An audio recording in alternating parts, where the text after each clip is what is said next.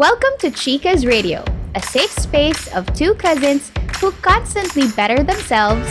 Through conversations about self love, personal growth, and anything adulting. We are your beautiful and always grateful hosts, Chelsea. And Aika inviting you to join the fun and chikahan in this week's episode. Tara, let's make Chica!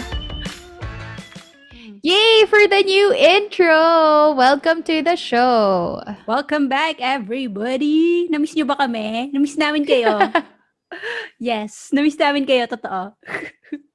I'm super grateful for everyone who listened to our podcast. Hindi man lahat ng episodes, but at least taking the time to listen and also watch in YouTube. And to those who engage in our Instagram posts every time, thank you so much. We really appreciate your support. And speaking of being grateful, what are you grateful for this week, cuz? It is very simple for me. It is being able to hear. Kasi sobrang na-appreciate ko this week yung ability ko to listen to music. Kasi I don't know if it's just me or other people also like work with music on. And kahit hindi sa work, like pag naliligo, ganyan, naka-turn on ang music. And it helps me calm down or it helps me to be energized kung wala na akong energy. So, sobrang na-appreciate ko talaga yung music, especially ang ating OPM. So, yeah, OPM! So what are you listening at? Listening at? Is that I right? think so. Pasensya na po, gabi na. Well, yeah, what are you listening to? Oh, Yeah, it's but I think it's listening to. So what are you currently listening to? It's Ben&Ben. Sobrang I'm in love with Ben&Ben. Love na love ko talaga yung music nila.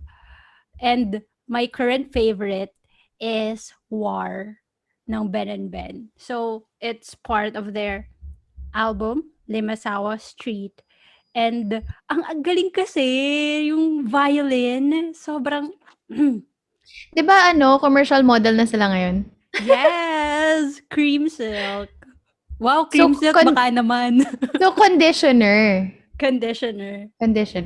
Ah, nice. Galing, 'di ba? May nagtotoo ng joke.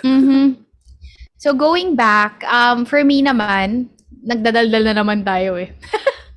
For me naman, something that I'm really grateful for this week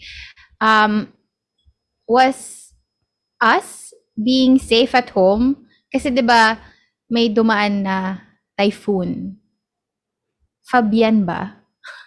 Hindi aware si ate girl. Lalo naman ako. Basta ko ikaw pa yung tinanong ko kung sino pa yung nasa Singapore. Siya pa yung tinanong ko eh, no? But anyway, ayun nga. But, yun nga. Hindi ko man alam yung pangalan ng bagyo, but I'm really grateful that me and my family were staying safe at home right now. We've been experiencing really heavy rains in our area these past few days. And, yun nga, syempre Manila and Baha. oo.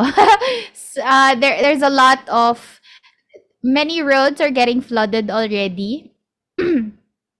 Not new, again. It's not new for us. But then, thankful ako kasi yung roads around our area, hindi naman siya nababaha. It's just the roads going out of our village na nababaha. So even if mas stuck kami at home, grateful din ako na I guess it was also because of kakatapos lang ng birthdays ni mama at saka ng brother ko. So we are abundant of food. We have abundance of food at home na can sustain our big family even if we won't be able to go outside for the next couple of days. Okay, so from our last episode, ito na. Going to our topic na tayo. from our last episode, we thought of continuing the conversation and go into the more, I must say, more controversial in a way na, is there even such a thing? So this week we are Oh, talking about friendship breakups. I, interesting. yeah, I'm personally I'm really curious about this topic because I don't think it's being talked about often, no? Compared to relationship breakups. So as I have mentioned kanina, is there even such a thing? For me kasi, cause parang I believe that we meet a lot of different people in different phases of our lives, and that they come and go, right? So Yes. it's inevitable that we leave some people behind as we move on to our lives. But how about you, Kaz? Ikaw ba? What's your take on this? My take on friendship breakups is that they are very real. And you're right. There are some people who we considered as friends, but their friendship is not that deep. So, kapag umalis sila sa buhay natin, we just think of them as part of our story na it's easy for us to let go of. Unlike some friendships na talagang close kayo and you guys were even best friends. So those types of friendships are really hard and in my opinion is actually more painful than relationship breakups. In friendship pala, there's ano no, there's hierarchy. Like there Oo, totoo you naman. you have those acquaintances, and then you have those people na, or you have those friends na you're friends because you're at a specific phase of your life. Like when you're in school, you have friends there, and then when you go to work, when you start working na, you also have a different set of friends there. But there will always be friends who, ano ba, who's really sentimental to you because the relationship is deep enough for you to want to keep them forever, if there's even forever, right? Yes. I actually call them my ride or die. Those are my best friends. But ikaw, have you experienced, do you have a specific experience with regards to friendship breakups? I i honestly can't think of a situation where like I got into a friendship breakup. Lucky Parang you. parang I don't know, I just moved on. I just escaped. Charot. Hindi ko alam. Kasi like, okay, the question in my mind right now, like how do you even know na it's over? Kasi since wala namang breakup story between friends, there's no moment of sending a message like we need to talk, that Oh, you'll like, diba, that you'll have to end up like in a coffee shop or like a private space where one would say na, it's not you, it's me, or like things between us are not working anymore. Like how do you know that the friendship is over? you see, the thing is, that type of breakup, friendship breakup, actually happened to me. So, hindi siya imposible. Meron talagang Spill the tea. so, meron talagang friendship breakup na parang you just go on your separate ways. And meron talagang friendship breakup na because of a certain issue, kailangan yung umupo at mag-usap. And after that conversation, you know that it's over. Na there's no going back from this. So, yon. So Saan ba you ako just move magsisimula? on? Well, I guess ganito na lang. Let Like me just walang, share.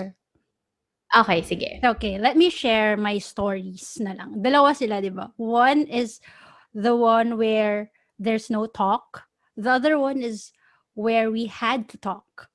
Okay, so the first one, Sorry. okay, go. I wanted to say a while ago na Great, you have two. You were able to experience two, like two different sides of the story, or do two different kinds of stories, but it's a breakup pala. So hindi pala siya great.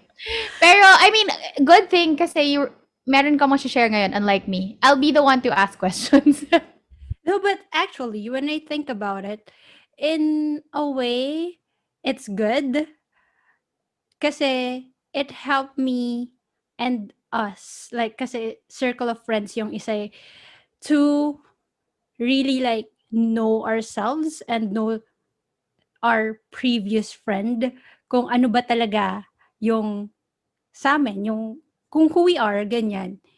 And I think it's a sign of maturity on our end to be able to have that conversation and to end it. Although it's not really a nice way, but at least in a civil way.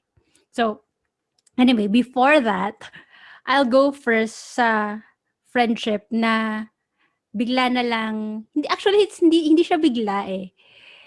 It happened because from high school, we went to different colleges.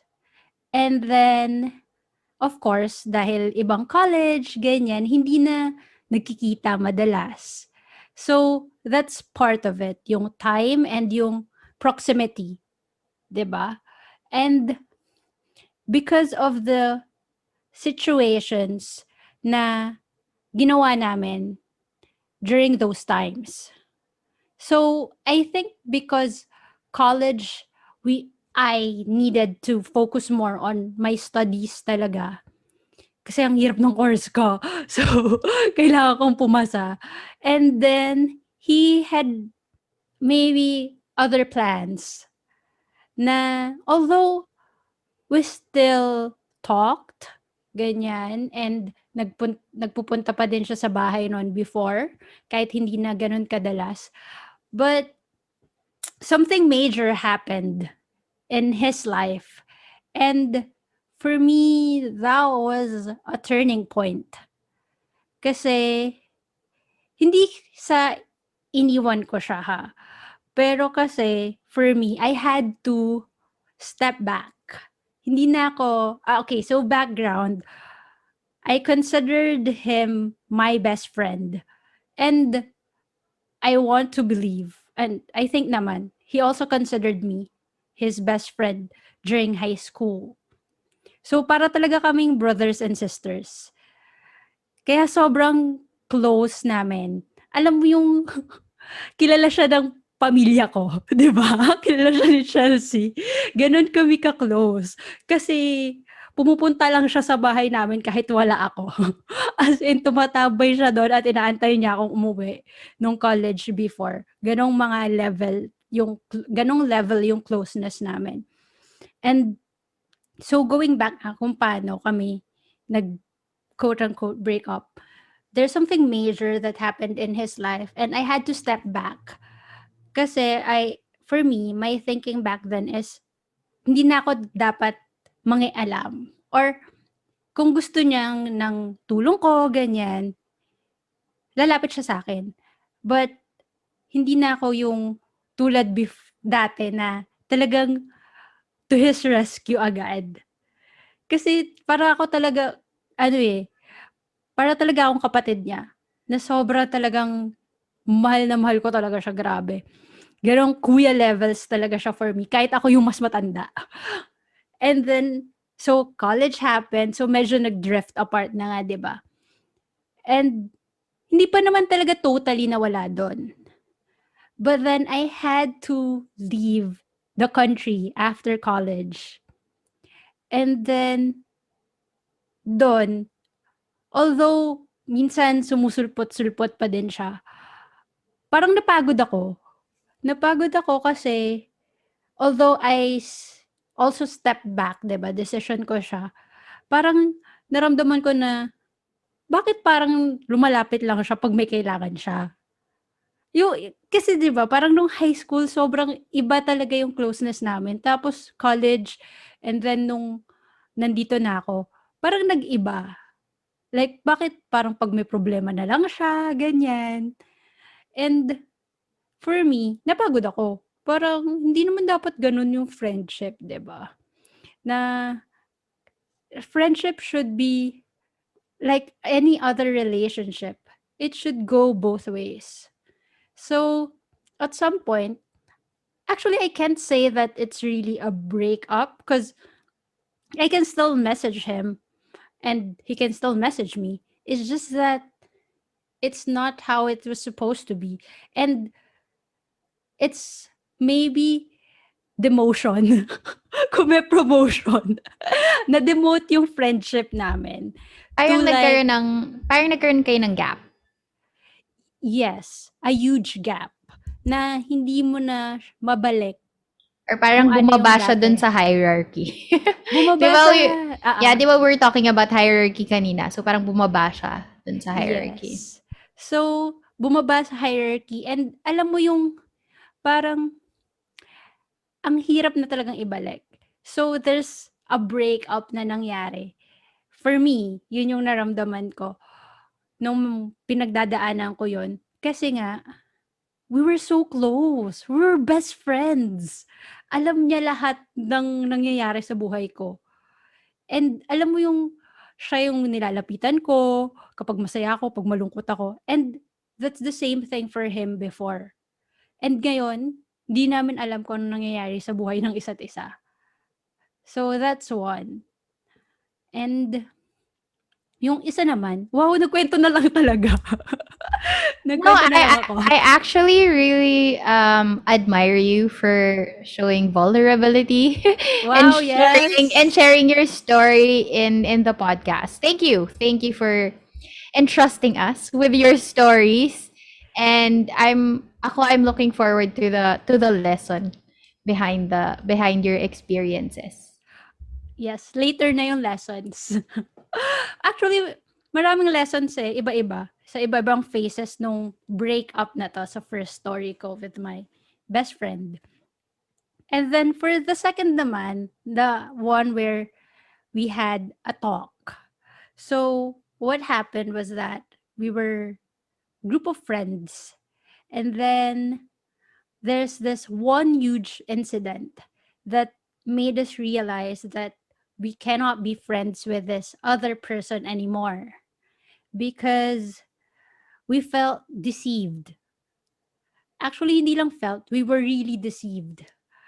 So, I don't want to elaborate on, yeah, Intriguing. I don't want to elaborate kung ano yung issue na yon, but that's what happened. Like, syempre, we're a group of friends, ganyan. And then, the incident happened and we realized na at certain points in our relationship or friendship with this person na ano pala kami, parang naloko kami, ganyan. Hindi lang isang beses.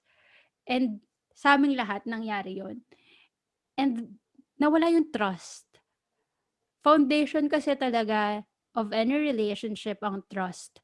And dahil nawala na yon, hindi na namin kaya, well, ako personally, hindi ko na talaga kayang paniwalaan kung ano man yung sasabihin niya sa akin up until this point. Hindi ko na kaya, ganong level yung hurt na naramdaman ko. Kasi although we weren't as close as my best friend, pero kasi I spent like years with this person. Alam mo yon. And we had really great moments together and I had experiences that I wouldn't be able to experience if it wasn't for her. And I wouldn't even be like friends with my friends now if it wasn't for her. But ayun nga, na-realize kasi namin na it won't work out. So we had to talk and I really had to write down a letter kasi hindi ko kayang i-express yung nararamdaman ko kung hindi ko siya sinulat. Kasi nga ganun siya kasakit for me. Well, that whole incident made me question myself. So after that, wala na. There's really no going back for me. And yun, hindi na kami nag-uusap talaga. Ever. I like that you shared two different kinds of stories. Na the first one kasi no one was like you just drifted apart. Like you both moved on in very separate lives. Like literally moved on. You moved out of the country, and then there's a there's an event or like a phase in his life na let's just say na it's a big jump for a person. And but then the other one kasi the second story that you shared, uh this one naman, the friend was at fault. Unlike the first story na parang no explanations, he just drifted apart. This one, someone was at fault, but still, you were hurt. Kasi you built the friendship. Yun nga, ang dami yung pinagdaanan together. Especially, you you were living on your own in a different country. So, the people that you meet most probably will mean so much to you. Kasi sila yung magiging family mo uh, dun sa country where you're living right now. But like, yeah, both of the stories they're both different, but how do you know if it's still worth taking a second chance with? Okay. I don't So, know, sa akin kasi, okay, sorry, go. What's your opinion about it? share lang ah. Yung second one kasi, medyo madali siya in a sense na someone was at fault nga. Na parang hindi mo na talaga kayang i-build yung trust mo eh. Pero I don't know kasi I'm someone who haven't experienced something like that. So I know it's hard to tell. I mean, hindi I wasn't in your position na um may sentimental value yung person. So for me, it's with the two stories that you shared, mas madali yung isa kasi nga someone was at fault. But like, how do you gauge? And yeah, how do you gauge the situation if the friendship is worth taking a second chance with pa or not anymore? Okay. So, for the first story kasi, it's, of course, it's worth it pa rin. Kasi nga, we just drifted apart. And if given time, I think, and proximity, we can gain back what we lost. Kaya pa rin naming, for me, kaya ko pa rin maging best friend niya ulit.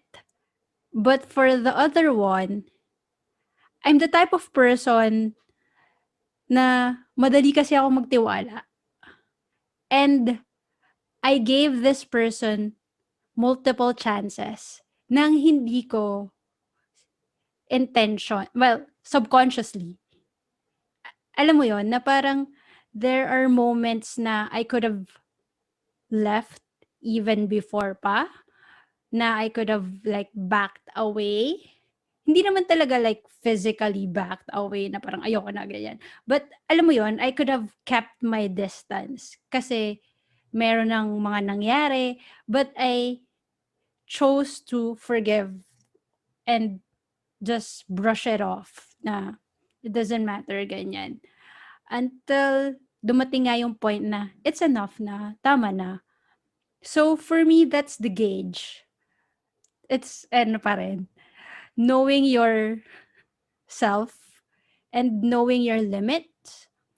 Like any other relationship, 'di ba? Kailan mo ba masasabi na this isn't working anymore? It's when you can't trust the person anymore. You you can't even like talk to the person na walang galit or walang fear, or alam mo yun kasi for friendship usually easy. Kasi mostly ano siya eh, fun lang siya. So kung wala na yon, kung hindi mo na maramdaman, or ako, kung hindi ko na maramdaman yung love and yung easiness na yon, yung natural na friendship between us, that's the time na I'll say it's over. Or for example, I've tried to reach out many times, pero wala namang bumabalik sa akin. Tama na. Yung question din kasi is if when do I close my doors to that friendship? And I don't know, I don't wanna say that even though dun sa second story ko, 'di ba, na ayoko na ganyan. I don't wanna say na I'm closing my doors completely.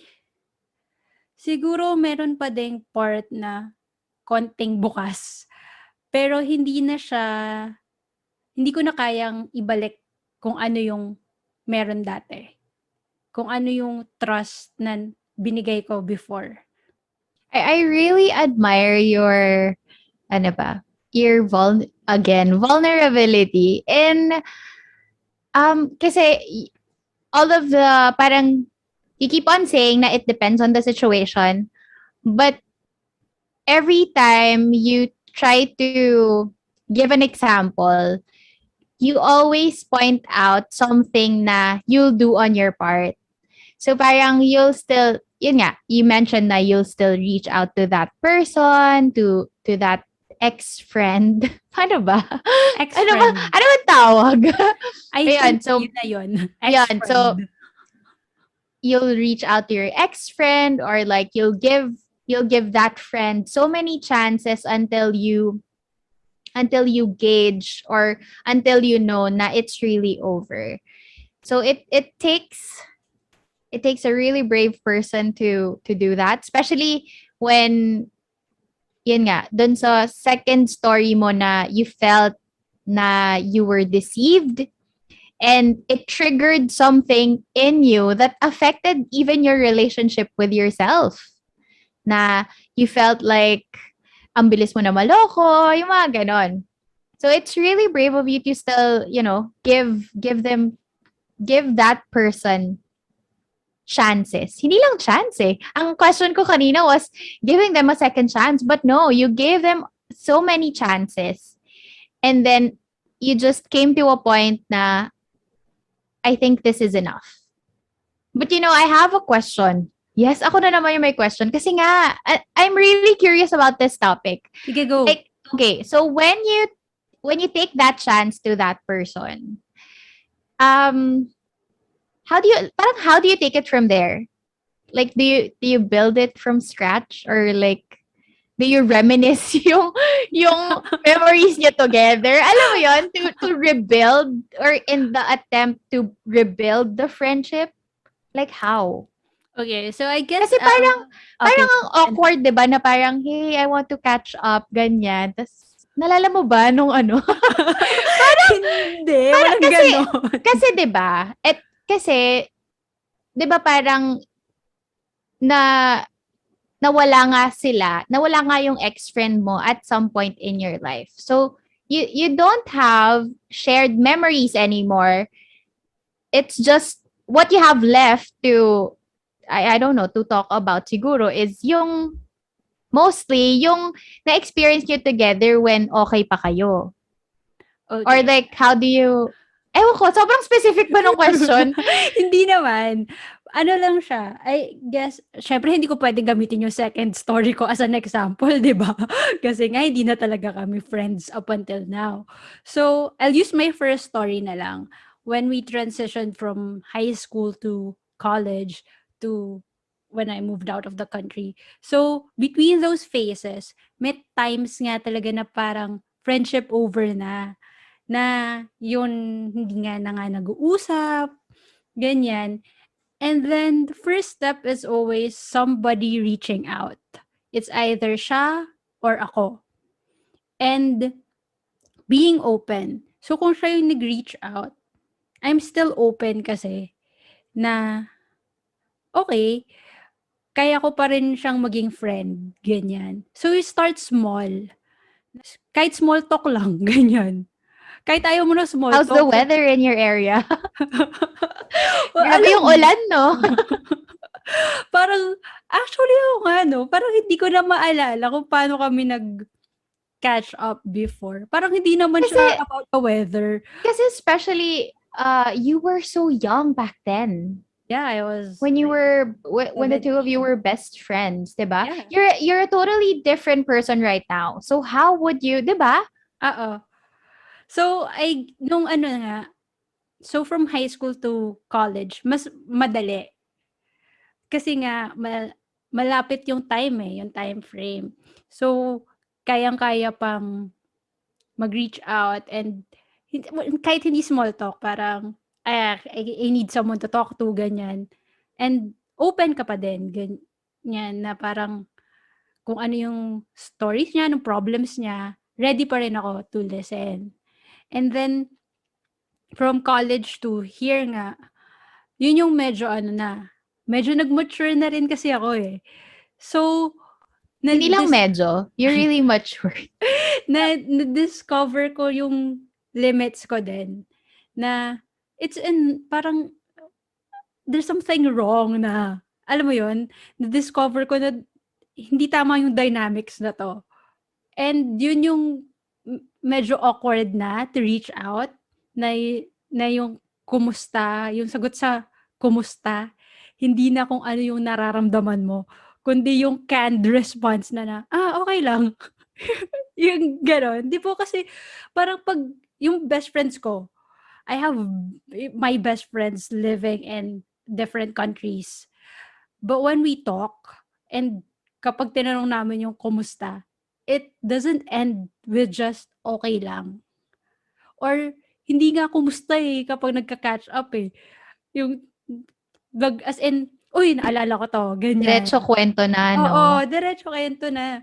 So, wait, ano yung question? Nawala. Nawala. Where do you when you give that person a chance, or like when you reach out, how do you take it from there? How Okay, do you yun nga. rebuild the friendship? You start small.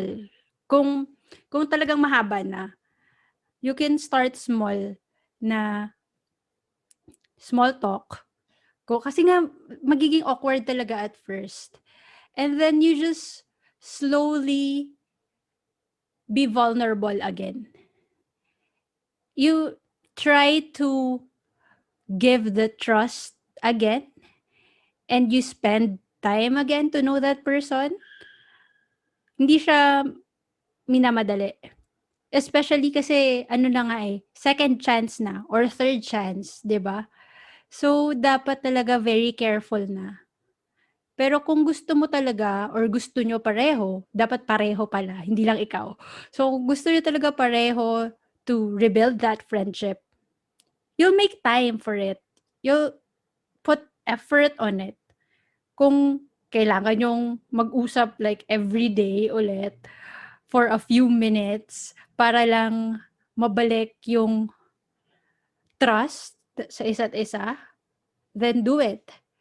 It's only time can tell talaga. Or unless meron biglang huge na ano, na mangyari na mate-test talaga yung friendship nyo and mare-realize mo na, "Oh, okey pa pala siya na friend," ganyan. Tipong na ano kayo, na-stranded kayo bigla sa island.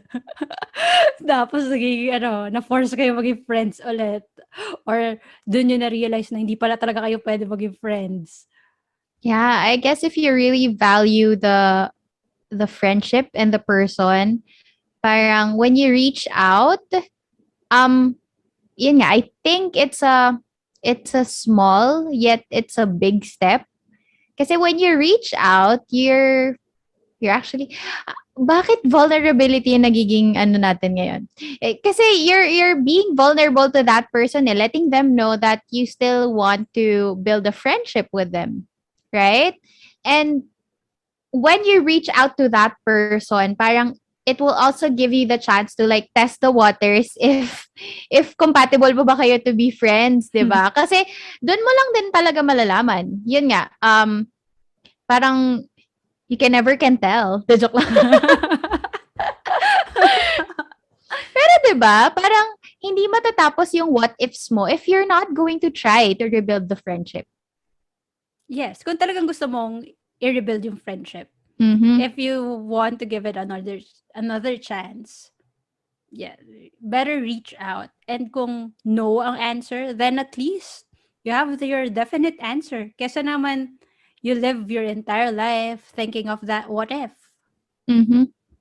I guess yun yung pinaka takeaway ko from this episode na if you really value the friendship that you have with another person, or like with an ex-friend, or kahit yung current friends mo, you'll really give time and effort, no? And also the Oo. energy. And also the energy kasi especially with my friends right now, we're not going to talk for months. Before we, before the birthday of one of us. And then doon lang magka-catch up. Ganyan. And it takes a lot of energy kasi ang dami yung months na ika-catch up with each other, right? So you Yes. really have to give time, effort, and energy to that person. Just like, yeah, just like any relationship. Actually, before I used to think na parang friendships are low maintenance compared to relationships. But like right now, I guess parang same lang. Or ewan ko, parang for me it needs more maintenance nga actually eh. If you think about it, it needs more maintenance kasi if you're in a relationship, you'll be with that person every time. Or like you'll be with that person kasi you're growing a relationship na like if if you're in a girl to boy relationship, 'di ba? You'll try to build a relationship with that person na thinking na that person will be your partner for your entire life. So you'll make sure that you will be with that person most of the time. Kasi at some point in your life, kayo na lang dalawa kasi you're going to build a family together. 'Di ba? Ganun yung ganun yung linear. Ganun yung, I mean, yun yung story. But then, if it's a friendship, walang obligation eh. Walang obligation to message me like kapag nakauwi ka na, or update me every day anong nangyayari sa'yo. So Diba? doesn't that make it low maintenance? High maintenance siya in a sense na you'll really have to find the time. Gets mo ba? Parang, Okay, maybe magkaiba tayo dito. ng Cause ano, okay. okay, cause feeling ko talaga friendships are low maintenance as long as both sides know that you're still friends. Mm. Yu Kasi puwede nga kayong mag-usap ng isang buong araw and then not talk for like 6 months. And it still feels the same when you talk. So, feeling ko for me, low maintenance ang friendship. It doesn't mean na walang effort na gagawin, ha. Baka may friends lang na high maintenance. Ay, oo, totoo. I know some people, pangalanan natin sila, joke lang. Baka yun yung na-experience ko. No, but Kaya ganun yung take ko. Kasi yun yung experience ko. no, but I think there are friends talaga na gusto nilang may constant communication. And for my friends kasi, wala talaga. Kasi nga, I guess na-train kami nung college. And because my best friends, we were together, like my longest best friend, we were together since we were 9. Isipin mo naman yan. So, from 9 until mag-graduate kami ng high school, magkasama Mhm. kami every single day. Even weekend sometimes. Pero so and then college happened na magkaiba kami schools, so sobrang busy pareho ng courses namin. And then yun nga umalis na ako ng country. But until today, alam mo yun, kahit magkaiba kami, ang layo namin, magkaibang time zones kami. But we know that for the biggest occasions, hindi pwedeng mawala ang isa't isa. Alam mo yun, like sa pagbili ng bahay nila, kapag ikakasal sila, kapag may heartbreak ang isa't isa, o tama ba? Or kapag in love at may jowa ang isa't isa, we know that we can lean with each other for support and for that friendship and love. Sabi nga ni sabi nga ni Barney sa How I Met Your Mother, favorite Wait, line ko sorry. talaga siya. Sorry. Bakit? Nung sinabi mong Barney, si Barney the dinosaur yung na-imagine ko. I love you, Oh my you gosh. love Akala me, ko yun talaga yung iko-quote mo. we're a Sabi ko pa happy naman, family. ganito ba kapag preschool teacher? Joke. But anyway, pwede rin naman yung kanta niya, 'di ba? Mhm. But anyway, going back. So si Barney Stinson of How I Met Your Mother, when he said the line sa finale that it wouldn't be legendary if your friends are not there to see it. So yung moments kasi talaga, although hindi kami nagkikita or nag-uusap everyday, but for the big moments, it has to be legendary. So our friends need to see it. That's so nice. Oh, namimiss ko tuloy yung friends ko. Oh, go, catch up na. Paano Grabe, pa naman ako? hindi naman nag-break. Pero alam mo yun, this pandemic really affected a lot of us na parang yung high school friends ko din kasi we used to that we tried to build a tradition like every Christmas we'll see each other with well sometimes with our partners but yun nga at least we all see each other yung barkada namin. But then because of the pandemic, hindi na natuloy. Paano pa naman ako? Yung best friends ko, hello, they're both in the UK. Ah, And then the other yeah. one is a very busy doctor You're all in the over the ano, you're all Philippines. over the world. Yung Yes. barkada nyo. Yes. Pero So, yun, from what you said a while ago, I guess whether it be high or low, it still needs maintenance. yes, that's the Friendship point. still needs yeah, maintenance and it won't work if the two of you are not willing to work things out. And yeah, I guess yun din yung deciding factor sa friendship breakup na if the other one is not reciprocating anymore. Even if Yeah. you tried to reach out, Mm-hmm. wala na talaga. You Yes. just you just have to move on in your life. At least they were still part of a chapter in your life. Yes. And the experiences and the lessons that they carry with them will always stay with you. So I guess that's a wrap. Wala kaming bagong outro. But we hope this episode is helpful for you in any way. If you have questions, suggestions, and comments, feel free to tag us at Chicuz Radio in Instagram and Twitter. Also, if you want to continue the conversation, please head on to our Facebook group, Chicuz Radio. That's CHICUZ Radio. And we'll see you there. And as always, thank you for listening and we appreciate you. Let's make Chica again soon. Paalam! Bye!